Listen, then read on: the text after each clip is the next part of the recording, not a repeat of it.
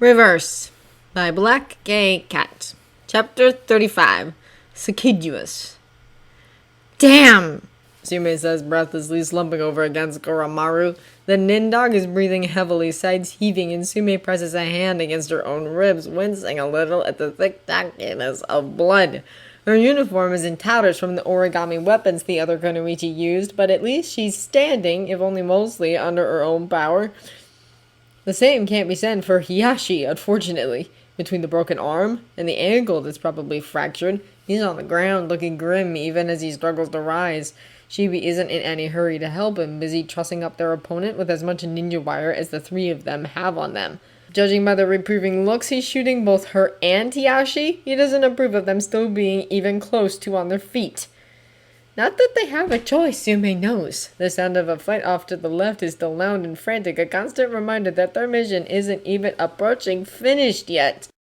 Another choke sound of pain escapes her idiot teammate, and Sume's temper snaps.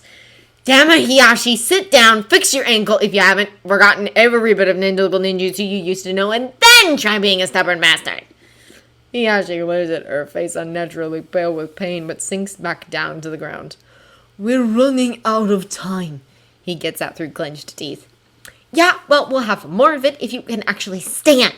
Sume fires back, then knots her fingers in Kuramaru's thick fur and pushes herself upright. She watches narrowly as Hiyashi mutters something unpleasant under his breath, but slides a green glowing hand over his arm, nods in satisfaction as the visible lines of pain in his face start to ease. The idiot might feel as if he's wasting chakra better spent on his Byakugan, but he's good enough at taijutsu even after years of lazing around his clan head that he's more useful moving. She takes a step testing and is pleased when it doesn't wobble. First step in getting back into a fight is to actually get to the fight, and she's got a decent chance now. Shibi, can we leave her? Not that they really have a choice. The three of them are too battered to drag the enemy Kunoichi along right now, so they'll have to head out either way. Yes, Shibi answers succinctly, one of the things she loves him for. Between her closed tenketsu points, blood loss, and the Kikaichu currently feeding off her, she will not get far, even if she wakes. Sume's missed working as a team the last few years. She grins, fierce and wild, and knows her teeth are red with blood, but also that these two men, of all those in the village, will never care. Good. Stay with Hiyashi in case there are more of them where she came from. I'll go after the Jinchuriki. Don't be foolish! Hiyashi snaps, looking like he wants to jump to his feet and grab her. Take Shibi with you. I'll be fine, I can see. Not if you're concentrating on something else. Sume cuts in sharply. I'm the distraction, you're the main attack. So get back on your damn feet and focus on figuring out how to take those six bastards down! Tactics aren't her strong suit, but Hiyashi lives and breathes subtlety, and no one but Anara can beat Shibi when it comes to strategy. Between the two of them, they won't let her get killed, and someone has to stall the rest of the attackers long enough to come up with something. I've got Kuramaru. We'll make do until you're back on your feet. So stop arguing and start planning! Very well, Shibi says shortly, stepping away from the captured Kunoichi and crouching at Hiyashi's side. He looks at the other man for a moment, and even with his eyes and most of his face hidden, Hiyashi apparently understands his intentions. There's a brief pause before the Hyuga inclines his head, and a moment later his Byakugan activates. Tsume opens her mouth to protest, because if he's watching their surroundings instead of his already crappy healing, he's definitely not going to be walking anytime soon. And Hiyashi cuts her off with a sharp sound. Go, Tsume. I'll watch for any patterns in their movements. This is not negotiable. That tone says it really isn't. Look at you for growing that spine. Thought those harpy elders of yours stole it. Tsume says, viciously amused, and laughs when he glares at her. It's been a heck of a long time since she saw him in his Jonin uniform instead of his fancy robes, and longer since she saw that spark of life and fury in his eyes. Not since Hisashi died, she thinks, and even if they lose this fight, she'll be grateful for that at least.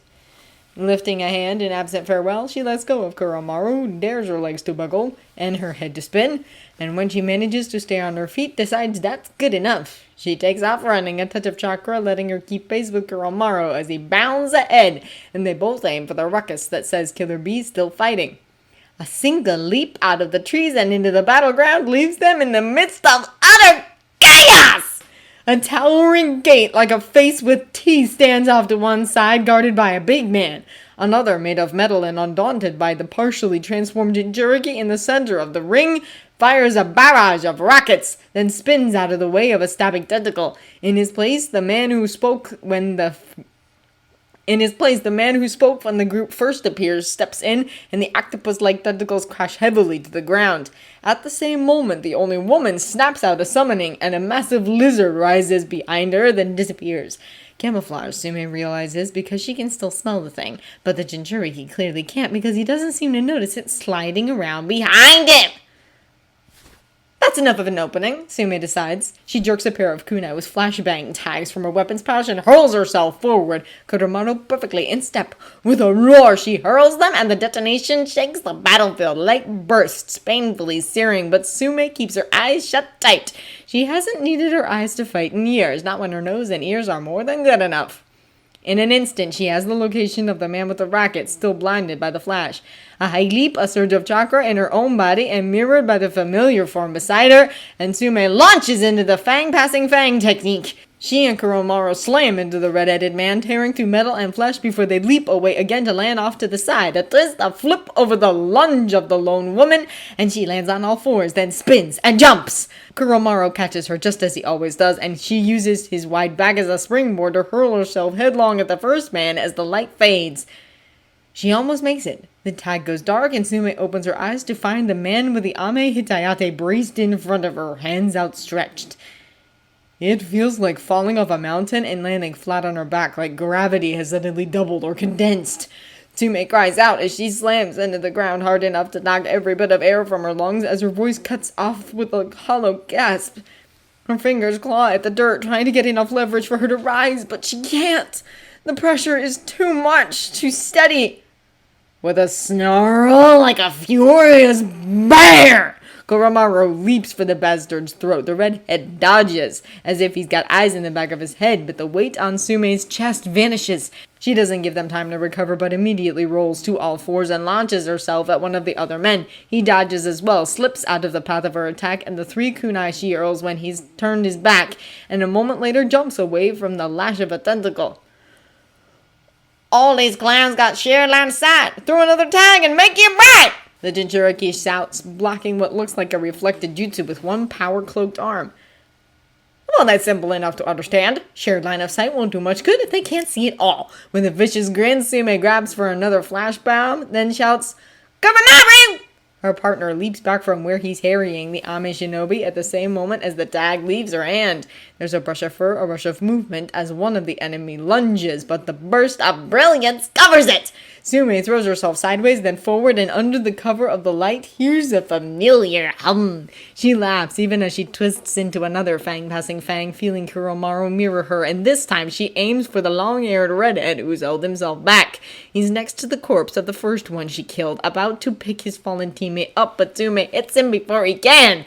There's no scream, even though she feels flesh tear beneath the force of the blow, blood splattering her clothes, and something strikes her hard, that condensed gravity slamming her back into the trunk of a tree and then right through it, and she hits the ground so hard that blackness swims behind her eyes. Killer Bee shouts, but she doesn't bother trying to make the words out, too busy trying to relearn how to breathe. A shadow falls over her and a deep, cold voice says, "Interference will not be tolerated." "Skunk you, asshole!" Sume growls, glaring up at them as she tries to pull herself to her knees. Kurama is doing the same, but his foreleg keeps buckling under him, and Sume doesn't feel all that out herself. "Those will be your last words," the man says, infuriatingly emotionless, and raises his hand. Sume braces herself as best she can for another crashing wave, and a swarm of inky black drops over the Ame shinobi like a thick, moving veil. He tries to leap back to move, but his movements have suddenly become slow, jerking. A hand finds Sume's elbow and hauls her to her feet, and she does her best not to simply collapse on Shibi's shoulder. "I could kiss you, Shibi," she manages, dizzy with relief. Shibi flushes faintly under the cover of his hood the way he always does, and she can't help but laugh as 2 more of the red-headed attackers go flying, swept off their feet by Bee. "There's a summons in the trees," she shouts at him. "Watch your back!" 45 degrees to your left," Hiyashi warns, getting an arm under Kuramaru's broad barrel and hauling the nindog to his feet as well. Sume would coo, because look at that, the pretty jerk really does stick up his button now. But she's too busy trying to catch her breath. It's reaching for you! Move! Something shimmers, jerks, lists. The chameleon wavers into view, large black shapes attached to its curled body that are rapidly growing. Tsume hadn't seen Shibi use his Kikaichu since the Third War, had even thought he didn't host them anymore given the dangers. But she's never been so glad to see a handful of bugs in her life. Plan? She demands, trying to take a step away from her human crutch. It's a futile effort because her knees immediately buckle and her vision swims so suddenly that she almost crashes to the ground again. Hiyashi catches her on one side, Shibi on the other, and they haul her back up to mostly upright. But unless either one of them is hiding an entire case of soldier bills, she's not going anywhere anytime soon. We're working on it, Hiyashi snaps. Have we not had to come rescue you from your unrecklessness? The mouth-like door that's been standing forgotten gapes open, and the woman hurls the bodies of her two fallen teammates in. No! Sume says, because she doesn't need Hiyashi's eyes to see that that's a bad thing. Before she can make it so much as a step, though, Hiyashi and Shibi haul her back, leaping out of the way of a burst of smoke and chakra. A massive dog with multiple heads snarls, snapping its teeth after them, only to crash into a wall of stone. Hiyashi calls up with a shout. The fact that he's resorting to elemental techniques instead of his much vaunted and ever fussy gentlefish style tells Sume just how screwed they really are. Shibi, we could really use a few more of those Gikaiju right now. She snaps as the summon growls, shaking chips of stone out of its fur and advances on them again. We're lucky I had those 4, Shibi says bluntly. Had I not been tending to them when the Hokage called, I wouldn't have been carrying any. It's Hiyashi who curses at that, not her, though Sume would definitely like to. She hears a creak of metal, smells a rush of smoke, and jerks her head around in time to see the mouth gape open again. The two formerly dead shinobi step out of it perfectly unharmed, and she snarls, that's just not fair. Hiyashi doesn't look thrilled either. Some sort of resurrection technique. Splendid. But odds are they'll defend that gate at all costs. Shibi hurls himself sideways, bowling both of them right off their feet, and directs their graceless tumble behind a large tree as a massive bird with a drill-like beak crashes down where they were just a moment ago. It stabs at them, ready to swallow them whole, but even as the beak descends, Hiyashi leaps to his feet and whirls out in front of them, his 8 trigrams revolving heaven, sending the creature crashing to the side. A deep bellow of pain snaps Sume's attention back to the Jinchuriki they're supposed to be retrieving, and she staggers to her feet, even though she has to lean heavily on the tree to get there. They're distracting us, she spits. Hiyashi, Shibi, out! Because you playing distraction worked so well before. Hiyashi scoffs, but the lines of his face are deep with worry. If we can't get to the main battlefield because of these summons, they'll be free to concentrate their attacks on Killer Bee. Eagle Squad is dead, Shibi says quietly, and the Reikage's guards. Retreat. It sticks in Sume's craw, even just the thought of surrendering like that. No, she says fiercely, and Kurama growls his agreement, staggering over to brace himself against her hip. She wavers for a moment, then steadies and glances down at her partner. He stares back, single eye equally determined, and Sume feels her lips pull back from her teeth in an expression that's equal parts snarl and grin. No! Kanahashinomi, don't run! Not while there's still the chance of winning. Shibi and Hiyashi trade brief glances, and then Shibi nods. Hiyashi inclines his head, calls up another Data Jutsu to intercept the bird summon's next strike, and orders, Go! We'll cover you! Sume laughs, swinging a leg over Kuramaru's back and pulling herself astride the massive Nindog. Let's go make friends, boy! She cheers, grabbing another handful of flash bombs. She tosses them to Shibi even as his Gekaichi rise to surround him and orders, Show them who they should really be afraid of, bug bite! Shiba flushes again, and she can tell he's rolling his eyes behind his sunglasses, but he simply nods. Sume claps him on the shoulder, bites down on the handle of a kunai, and fans 3 more out in each hand. A heel against his flank has Kuramaru spinning, and he snarls as he bolts straight for the dog summons.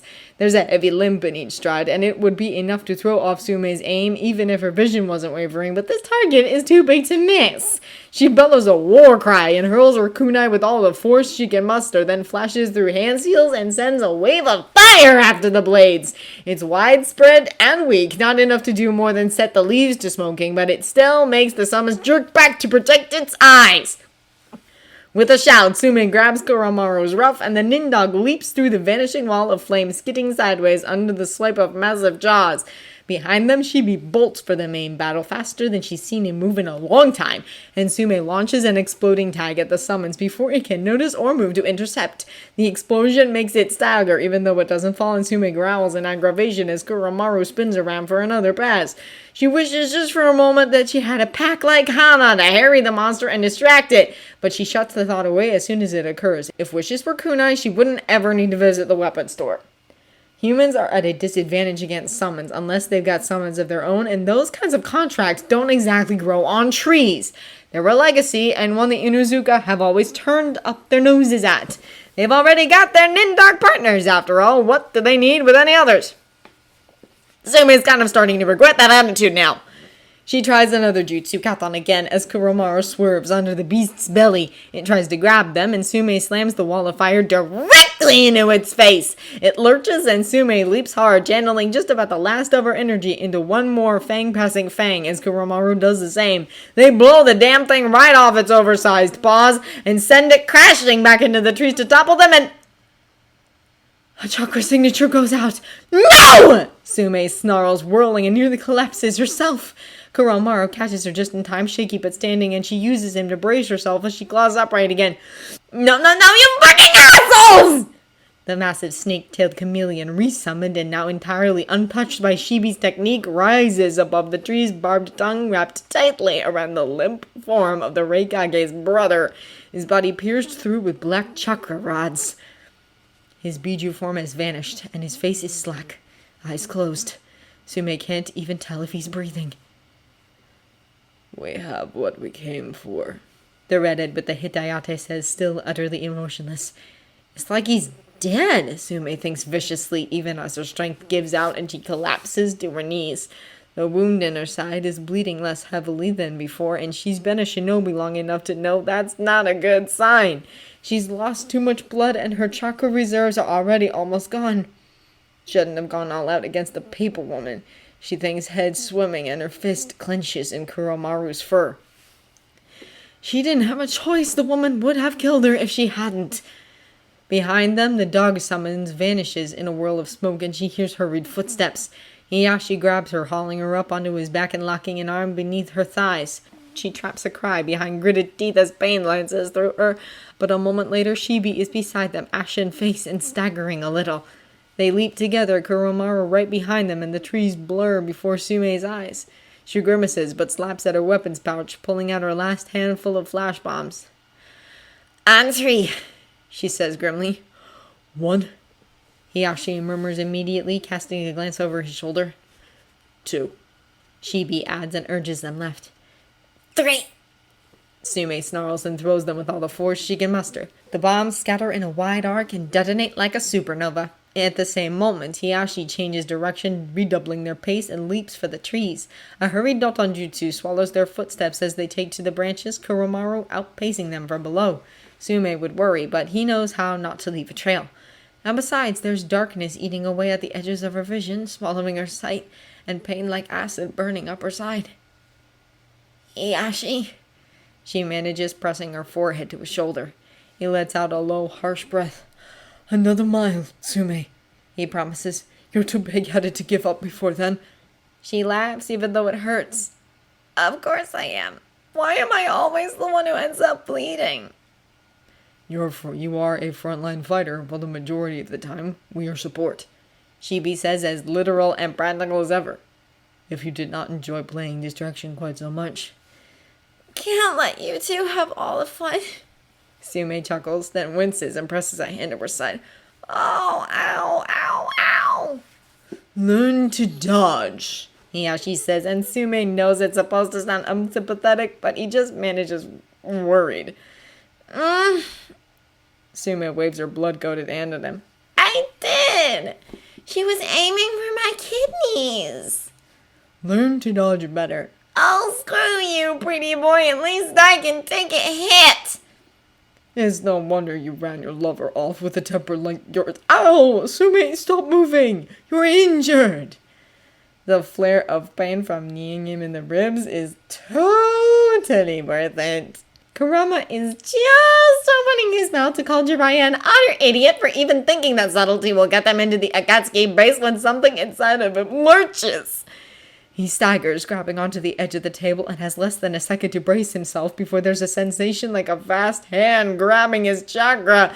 He's dragged down into darkness deep and drowning thick, and for one terrible moment, all he can think of is the Sharingan control, the theft of everything that is him. The fall slows, eases, light sparks far below, and Kurama drifts down towards it, blind panic easing as he realizes that he recognizes this scene. A fire with trees around it, a clearing in a vast wood where he first came to be, and he lands lightly off to the side, crouching on the soft bare earth for a moment to get his bearings. There's only one other presence here, incredibly familiar, and he straightens slowly, eyes on his younger brother. Yuki, he says evenly, crossing his arms over his chest. That was a heck of a greeting. What do you want? The Ushi Oni chuckles tiredly. It really is you, he says, sounding like amazement in his voice as he drags himself closer, looking down at Kurama with interested eyes. I kept thinking I was making a mistake, but you're in a human body. How did you manage that? Kurama bares his teeth at Yuki because the words still spark a twinge in his chest. Not entirely by choice. Yuki, what do you want? No greetings for a sibling you haven't seen in centuries, Yuki asks, but his eyes are serious. He hesitates for a moment and then says, I need your help. Kurama has a bad feeling about this. If you want me to get you out of that idiot Kumo stuffed you into, he starts somewhere between aggressive and wary, because if this is about what he thinks it is, things have just headed downhill like an avalanche, and getting them back under control will be practically impossible. Yuki growls low in his throat. Be as mild and turkey, he warns. Watch your mouth, Kurama. Another hesitation, and then he sighs, inclining his head. But yes, this is about B. B is supposed to be saving Kumo, but Kurama remembers all too well his penchant for running off on his own. So he guesses what happened, and the first two don't count. Akatsuki, he growls, letting his arms fall to his sides and curling his hands into fists. His claws dig into his palms, but not enough for him to care. Akatsuki grabbed him. You know about them. Yuki studies him for a moment. 6 redheads with purple eyes, each with a different ability. The 6 paths of pain, Kurama confirms and jerks around to pace a short strip between the fire and the trees. Sage, he was supposed to stay in Kumo. And you couldn't tell me this? Yuki snaps.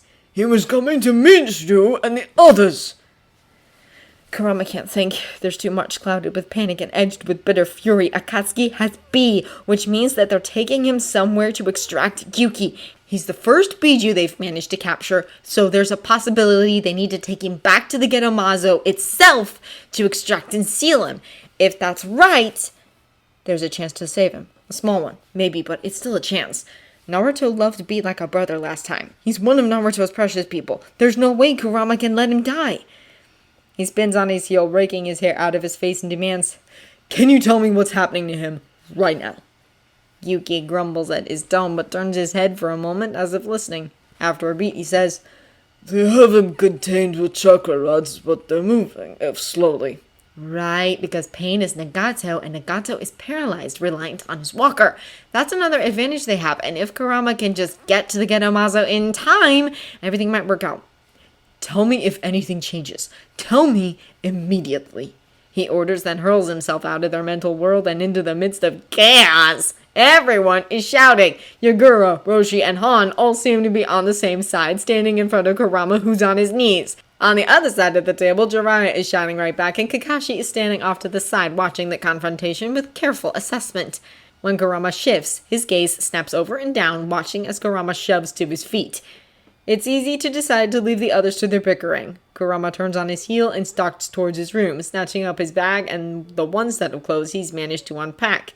He stuffs them back in, then spins and almost runs into Kakashi standing in the doorway. Kakashi takes one look at his face and says, "Something's gone wrong." It's not a question, so Kurama doesn't bother answering. "Get your team," he says succinctly. "Our timetable just got a heck of a lot tighter. Akatsuki's moving."